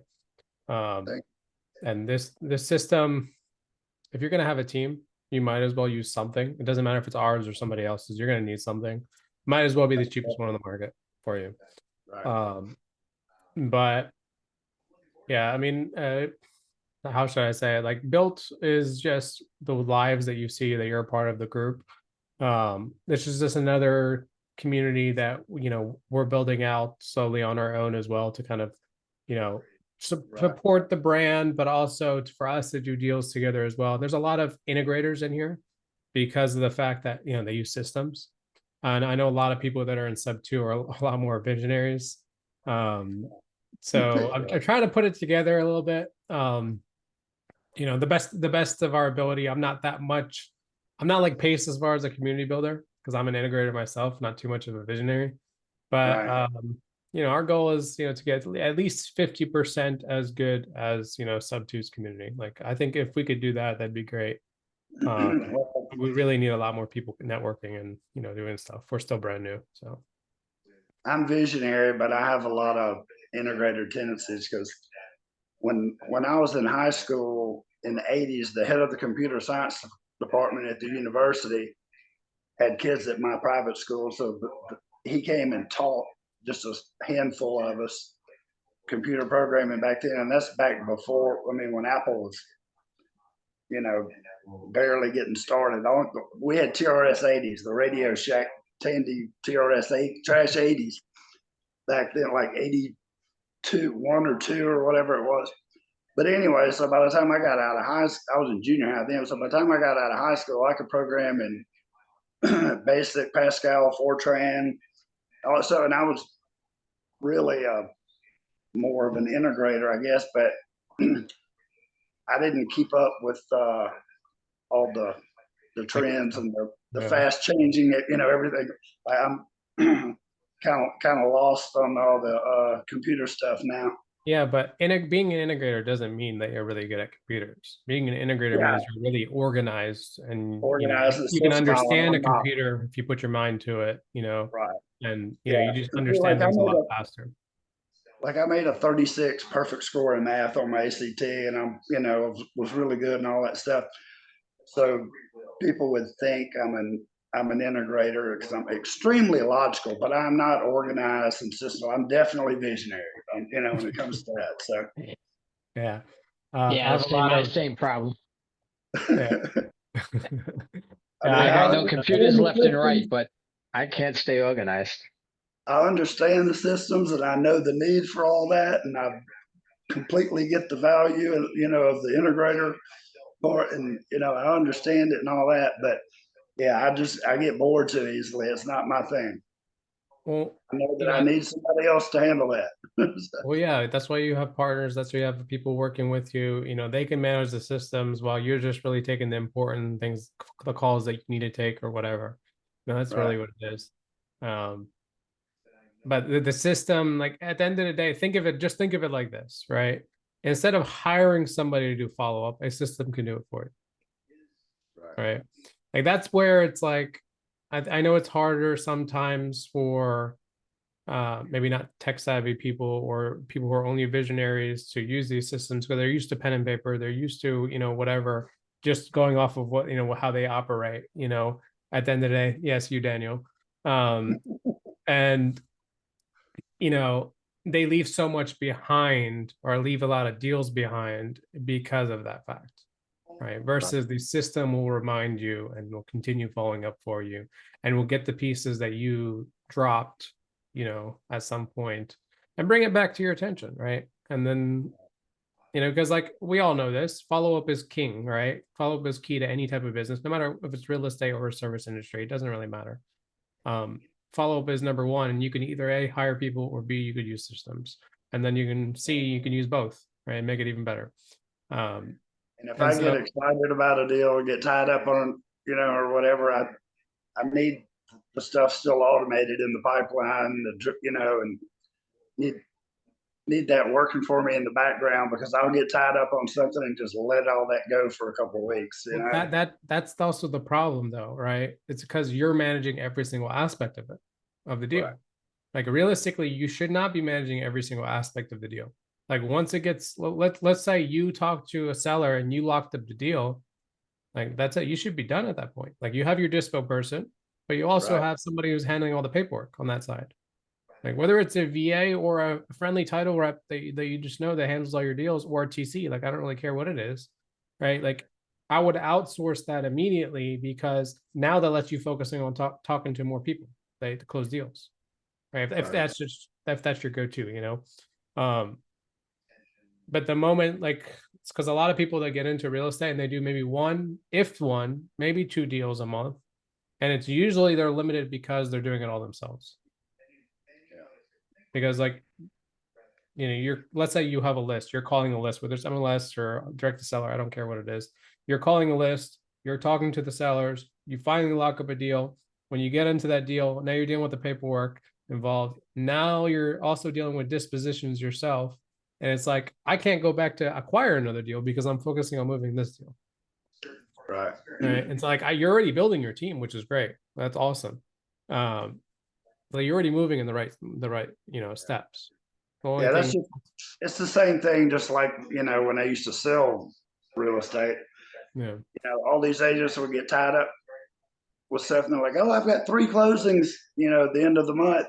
Well, they hadn't been working the leads to keep that pipeline filled. So once all their stuff closed, they had They don't to have start anything for 3 months. over from scratch, because they have nothing, no leads working, nothing coming. So Yeah.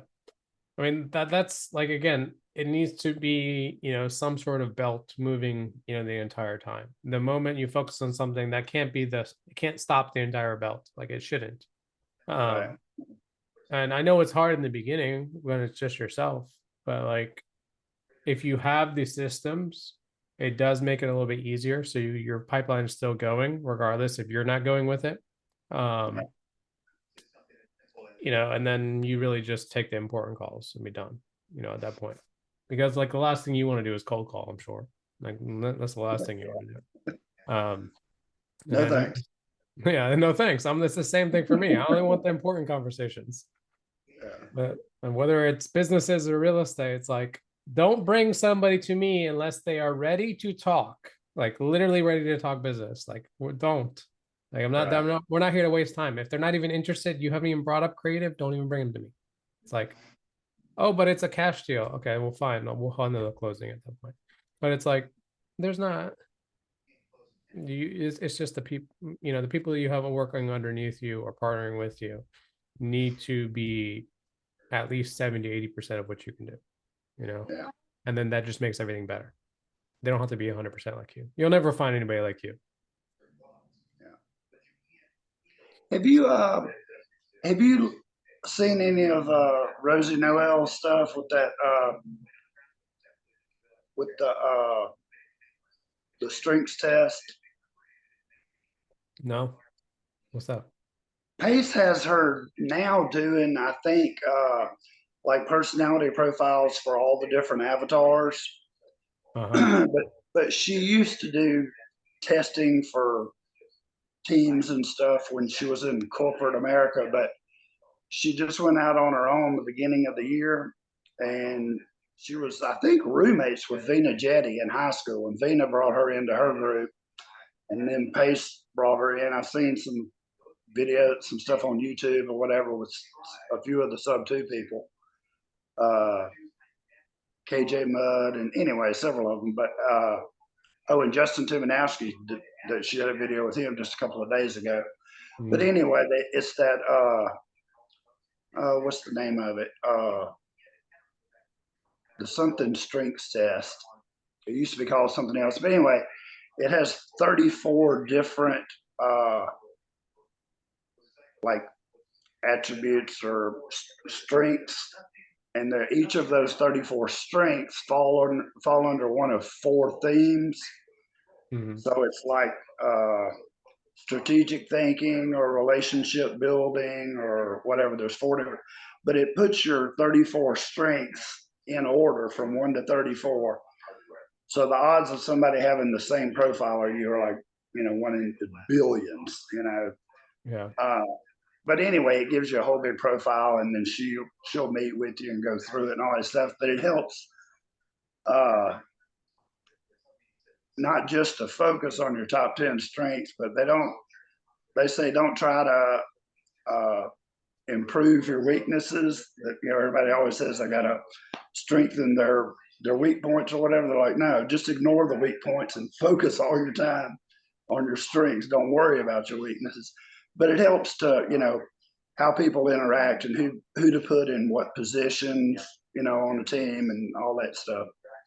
Yeah, we use what's called a predictive index score for all of our acquisition and disposition team. That was our way to really understand what they were. Like if they were a salesperson, then they got to be like kind of outgoing or whatever. Right. If they were more of a systems person, they'd be more of kind of like a controller or a data analyst, whatever. It's like it kind of spits out kind of like some sort of avatar, of who they are. And that one's really helpful. I mean, that's probably one of the things I'll bring up, during the hiring Zoom for acquisition team, because we used it and it worked really, really well. Doesn't mean that that's who they are, because here's my thing with all these tests. Like, this, I know this. Sometimes it's like, what do people think of you versus what do you think of yourself? Kind of questions. And then you put the wrong information and it skews the entire thing. Or maybe like, you're going into a test, you want to act like you're a certain thing for this employer, and you do it a certain way to give them the answers that they want. And that's why I don't really like those tests. Realistically, we use them just to have them there as like an extra barrier, but we really don't use them too much. Yes, Difficult. once you use it's the Clifton strengths. Yeah. It used to be called something else, but anyway, it's Clifton strengths. But I think it's supposed to be a little more accurate than some of the other ones that that disc profile and Well, like what Pace did with the avatars, right? Like that he did something really, really good, right? And I actually took his system of avatars and recreated it for the marketing side of things. Okay, because like I'm all about online marketing and marketing in general for businesses. Like forget real estate for a second, like for businesses in general, because we operate other businesses that have nothing to do with real estate, and so that needs its own type of marketing. And so it's like I literally took Paces and literally recreated an avatar system for specifically marketing. And like that's what basically the predictive index is. That's basically what the 34 lines is. It's like it's just some way of kind of organize people. But at the end of the day, it's like, well, really what it should be, and this is why Pace did it, the avatar system, is you yourself can choose what you want to be, right? Regardless if you're not any one of them right now, right? Let's say you're just got started in real estate and you are, let's say, more integrator, of a person, then yeah, stick to the marketing and the systems. Maybe that's good for you to start, but that doesn't mean that's where you want to be. Maybe you want to be that private money lender or gator or, visionary person, right? At the end of the day, like I started off as an integrator, but now I'm more of a visionary because of like where my position is, of course. Right. But like that's not who I was. Same thing for you, Wes. You said you were an integrator back in the day, but now you're more visionary. It's like that's just how it is. Right. Yeah. You get into those positions because either somebody that you partnered with couldn't handle what you were doing and you were a controller at the time and you end up taking his responsibilities and learned it all, and then you ultimately became the visionary at that point, or hybrid. And it's like that's why I like Pace's thing is like you could pick and choose what you want, or you can determine what you're good at right now and maybe start there, and then, you know, evolve over time to be whatever you want. And it's like the same thing for marketing. I said, I kind of broke it down into this kind of this something very similar, you know, integrator, visionary, and then different forms. Where are you more of a person that likes to talk to people, or are you more of a person that likes to be behind the computer and never show your face, you know, let alone your voice? And it's like at that point you break it down to more deep diving things of, let's say, hell, even door knocking, or, you know, actually putting your face out there for social media versus, you know, just sending out a mailer. You know, it's like all these are different things at the end of the day. That's part of the reason I'm bringing Shauna in, because I am the visionary, but I don't really like being the outward facing, you know, the face of the business and the life of the party, all that stuff. Shauna cannot get enough of doing podcasts and networking and, you know, totally social, you know, oriented. So I'm like, you can do that, and I'll just pull the strings from behind the curtain, you know? Yeah. Well, I mean, like for me, right? Like I don't like being in front of a camera, but I got to the point now where it's like I don't even care about the camera. Like I'm honestly looking at you guys at Zoom here, so I'm not really looking at the camera. All right. And so when I look at you guys on Zoom, sure, I'm not giving proper eye contact, but like honestly, who cares? At this point. But then I just have somebody else just cut up my media, and I have somebody else, you know, do all that kind of stuff because I don't like doing it. Like I honestly don't like it, but it's a need for the business, it's a need for the brand, and somebody's got to step up in the business, whether it's you or somebody else, right? And maybe me being an integrator or a controller, all right, in a sense, because that's actually my predictive index is a controller. I like to control things and do things my way. I know that's a weakness, right? But at the end of the day, it's like because that's me, maybe this is why I became that visionary. Maybe this is why I'm the face, and I don't mind it anymore. But like, I still haven't gotten to the point where I'm creating podcasts or let's say actual YouTube videos. No, I'm just taking the recordings and I'm posting them there, right, as our lives, or I'm just having somebody cut up my video that's right here and just cutting them up into shorts, and it looks good. I'm like, okay, cool, you know. So you don't really have to be that person, but you can be that person too if you just have the right person doing it for you. It can be done. So, but I'm sure Shauna, if she likes doing that kind of stuff, she's going to be the face. She Yeah. loves it. Yeah. Like you can do all the podcasts, all the YouTube videos you want. And I'll come on when I need to. I'll talk. I'll do whatever, but I don't want to do that all the time. So Yeah, but you probably have more technical knowledge than she does, though, right? Because while she's doing more marketing and social media and stuff like that, you're the knowledge base, let's just say, because you're actually in the nitty gritty, you know, doing the deals, whatever. This is why it's kind of good, like for me to be also, you know, in front of people, because I know the nitty gritty, you know, so it does have an advantage. I might not be the nicest person on Zoom, right? I might be an asshole sometimes, but like, just get straight to the point, you know, and versus, you know, maybe giving incorrect information. It might be, it's a little hard when you're the face as well. Don't worry about it, Mo. We still love you. Oh yeah. I mean, shoot. It's You what I brought up grew up Alex with. People Hermosi being earlier, Steve. Yeah. So like I'm a big fan of Alex Hermosi, and like if somebody doesn't care for me, well, who gives a shit? You know, right. It's that kind of fun mentality. that, I'm gonna do what I'm gonna do for my goals, my vision, you know, and giving back yeah. as well as, you know, creating my own, you know, business as well. Like we're Can't all in for the money at the end of the day. But if somebody doesn't can't like me, so be it. You know, there's nothing I can do about can't that. please everybody. So fuck them. Yeah, you can't please everybody. But I try to be nice. I try to, you know. Just because I don't like somebody doesn't mean I won't do business with them. Yeah, that is 100% correct. Like, I mean, I don't like Daniel how he deals with private money, but I'll do business with him, you know. I mean, but it is what it is, you know. Your personality versus their business styles could be completely different. You know, when it comes to maybe me on Zoom here smiling and laughing, but then when it comes to a contract where I read it over 100 times to make sure everything's 100% correct, and then I tell you go fix this, you're gonna think of me as a different person. So it's like it's two different things. I just being business smart. Yeah. Yeah, I mean, business and like I consider this like this live that I do really something that's fun now. Like I get to communicate and talk to a bunch of people, right? Um, versus my grind on the day to day is meeting after meeting after meeting behind a computer, right? Or let's say going to the project in the morning when I'm down in Florida. Um, and so it's like it's back to back to back to back. So like stuff like this is enjoyable. It's a break. It really is a break. I mean, I might be speaking, getting tired of speaking, but like it really is. I don't have to be a tied up asshole, all the time, in a sense. Are you going to be at Squad Up Summit? Maybe depending on where I'm at the time. When is that? In mid-April or end of April? It's No, it's like April. next week, I think.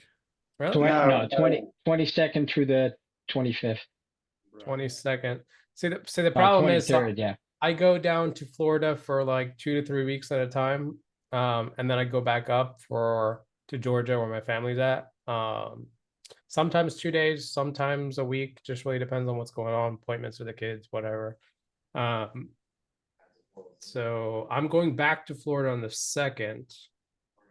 That would be kind of around the time where I go back to Georgia, so we'll see. I mean, it's literally in Orlando, so Tampa to Orlando, so that's not too far.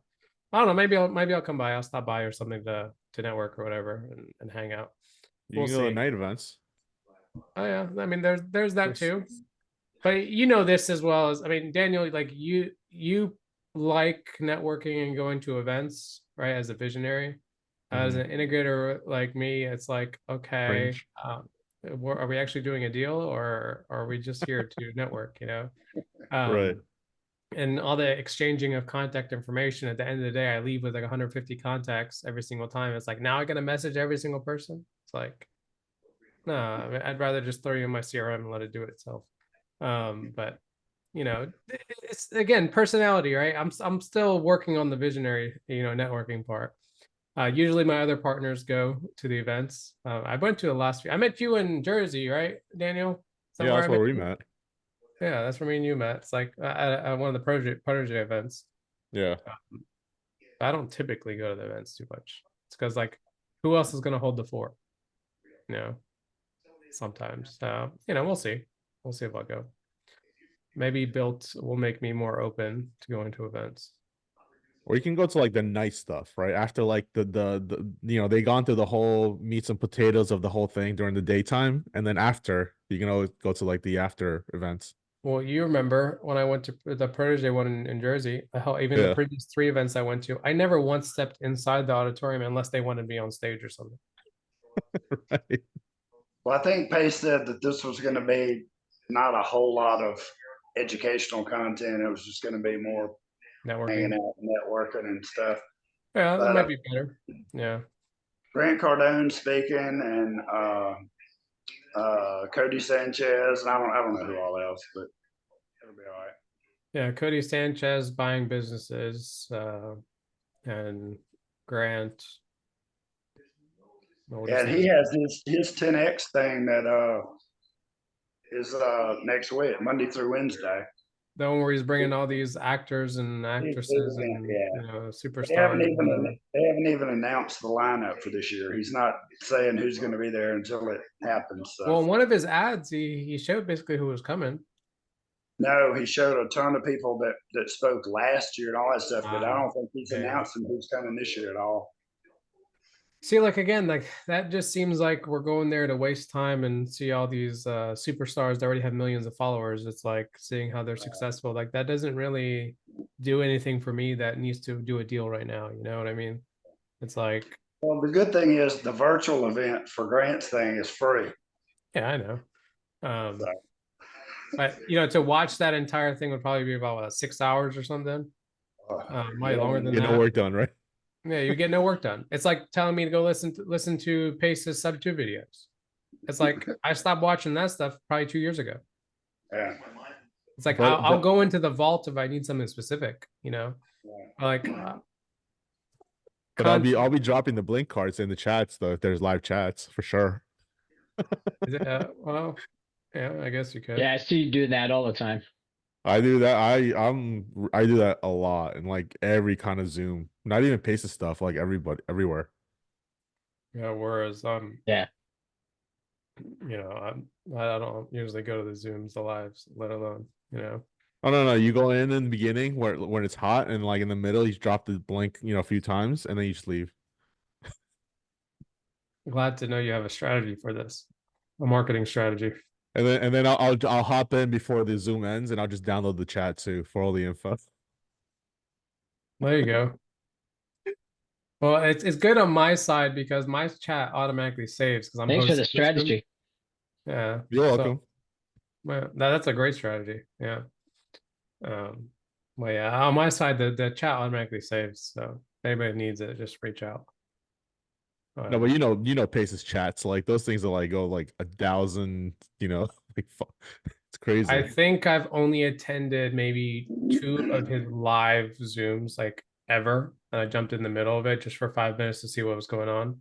And I Yeah. hopped out. Like I've never actually really paid attention Yeah. to it. But I listen He's to the got one. recordings whenever I need to. But Yeah, he's got a family night going on now. it does he? Yeah. What does he do during the family night? It varies. I usually go to those, but they'll run over 3 hours. So at some point, I'm like, okay, enough's enough. Like, Yeah. Yeah, he'll pull people up and ask them where they're at, and or somebody will have a question and they'll go through their question. Yeah. Um, I really don't want to be called out, Clark Kent or Superman if I meet him again. So yeah, he has a thing. Because I'll go. I went to hell. I went when it was his birthday when he came to Tampa the other day, 2 weeks ago, whatever, 3 weeks ago. I don't remember. It was like I haven't seen him in a couple of months, but like he just saw me and he was like Superman. It's like, dude, man, come on, we're not Superman. Okay, that explains the Yeah. picture on the side of the wall. Well, my wife actually got this for me because a lot of people were calling me Superman. It's not too much with the little hair going on right now, but um, it's a funny thing, and it matches my blue in the background too, so I like it. But yeah, I mean, because It's like what probably happened pace. in Jersey was that was No when money. yeah, that was like the third time he met me. It was like I was the only one that raised my hand as being an integrator that understood business numbers, that understood P&Ls and like balance sheets and stuff like that. And then he basically made me get like 500 contacts that day because Your he phone blew up, spotlighted me, right? of course. Yeah. Yeah. So imagine going to like an event with 500 people there and every single person down the hall calls you Superman instead of your real name. So yeah, it's fun while at the moment, but after a while it's like Yeah, after the first Gets 50 people. yeah. gets But to be like kryptonite after a But while. but that's yeah, how pace associates people. So yeah, he's I mean not going I to forget it. understand it. I understand. Right. Like it That's gives exactly everybody a what he's nickname doing so it. he remembers because there's so many Right. people. Like how else is he supposed to know? Like if he hasn't seen me in 4 months or whatever like that, and he sees me and he's like, he calls you by your nickname. Like I don't take it negatively. It's just that's how he remembers you at that point. So it's a good thing he remembers because like he has 13,000 people in the sub two community. Then he has 120, 140,000 in the creative finance, let alone his Instagram, YouTube, and everything. Like how in the world are you supposed to remember people? He amazes me the way not just people's names, but like deals. Mm-hmm. And he'll say, "Oh, so and so, didn't you do a deal last month? I think it was 152,000 for a da da da." And like, I mean, he remembers addresses and dollar amounts, and it's Yeah. amazing. Yeah, he's pretty good with that. Yeah, his long-term and short-term memory is really, really good. Not a lot of people like that. That's why I'm surprised. Like he calls himself a visionary, but really, I mean, he's also an integrator. He's really a hybrid of both. It's just he was able to let go and really find the right people at the right time to build his entire network and build his entire portfolio and do all he's done now. It's like because he was a contractor before, just like we were in something or whatever before. It's like he started at the right time. He had the right mindset. He had the right personality to do it. And, any one of us honestly could be that big. I mean, it just takes time, realistically. It took him, what, 5 years to get this big? I mean, Yeah. yeah. Give yourself 5 years and see where you're at. That's really what it is. He's a good storyteller. Yes, he is amazing. Like that's one of the things like I'll never probably become. Like I'm not a storyteller. You're Just gonna be hook. a storyteller, Daniel? Hey, you have to, man. When you're talking about different things, you have to. Oh, what's this guy's name? Because this is the one of the podcasts I listen to when I drive back and forth between Georgia and Florida. What's his name? This guy, if you listen to him, he's probably one of the smartest people, most intelligent people in the world at speaking. Um, Russell Brand, you've heard of him. Oh yeah. Oh yeah, yeah. Oh my God, I can just listen to him and be like, I respect you. You know, just the way like that's the if there's anybody I would like to learn how to speak like, it would be him, but it would be probably impossible still because of his IQ. But like that would be probably because he's straight to the point too. He's not exactly too much of a storyteller. But the way he just spits out, it's like right away. Like that's cool. Because I mean, I'm sure you guys know this. Like sometimes you just want people to get straight to the point, instead of digging through hours and hours of content. That's probably one of the reasons why like I stopped attending Zooms too much, with Pace. Is just because if I need something, I'll grab what I need, you know. Right. And but he does this for a lot of the beginners because like a lot of the beginners need that backstory, whereas now when you're experienced, you don't need that backstory. You just want the main information, the main nuggets or whatever. But he's always going to tailor towards the new people, always. But anyhow, guys, it is about 8 o'clock over here. We've been going for about 2 hours. I'm gonna I'm hop off. not I'm not a pace that Yeah, I can was do about to 16 hop hours off. yet. You know, I appreciate you guys for being here. Next week, our co-host is Tashin. He's actually going to go over FHA and conventional, basically where he really specialized in taking care of all the arrears before you buy a deal. I'm working with them right All now. the paperwork. Yeah, you're working with them. I know you are. Oh, is that a deal in Texas? Right now? Yep, Willis, and then and a few other ones I want to send them too. So, I mean, I wasn't able to acquire it. It wasn't a good deal for us, but it kind of we wanted to help the seller to get the arrears behind because the wife was, not a good, she was a drug addict, and they're behind on payments just to help them out. Yeah. Yeah. So like my thing is like he's really not knowledgeable in that space, like well more than I know of, because usually I just send it to people like him. But if he can give us that kind of information to the community, I think it'll be educational. And then I'm gonna ask him a million questions, just like I asked you the other day, because like Yeah.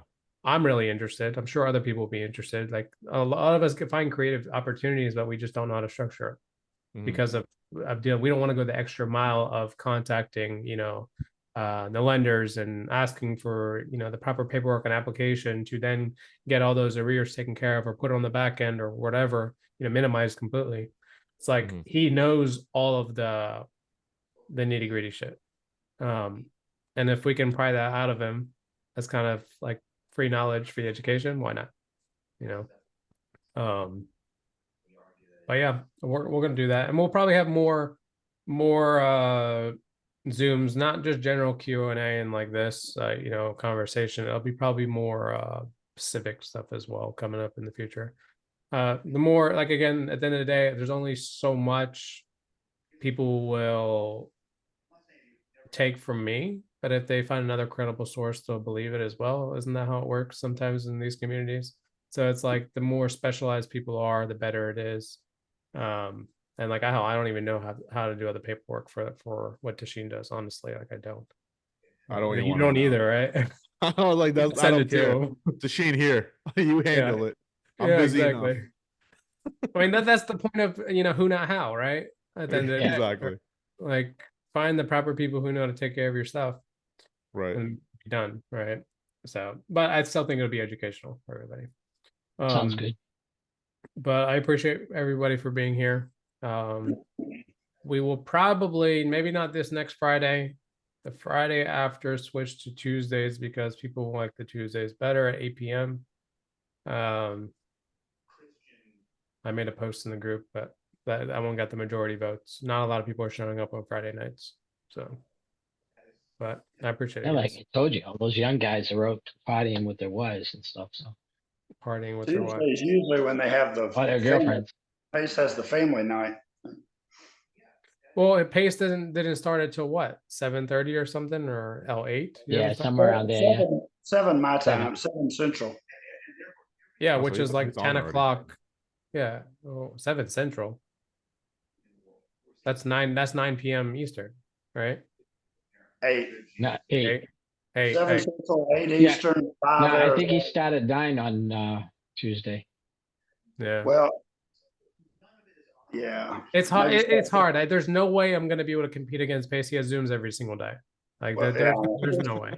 He's Yeah, in well, Arizona and they don't change with the daylight savings time because it was an hour difference. Yeah. Now it's 2 hours difference again. So Yeah.